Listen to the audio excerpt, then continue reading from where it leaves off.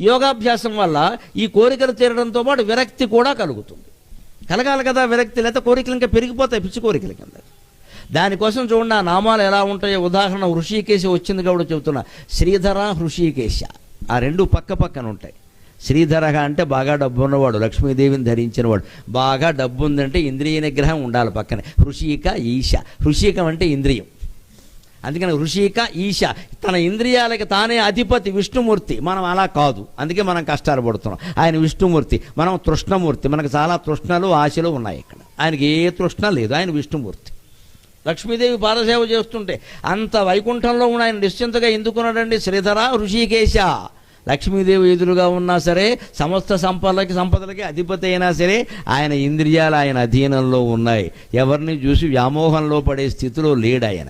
ఏ పీఠాలు ఆశించే స్థితిలో లేడు. అలా నువ్వు ఉండగలిగితే నువ్వు విష్ణుమూర్తే, నీ మనస్సే లక్ష్మీదేవి.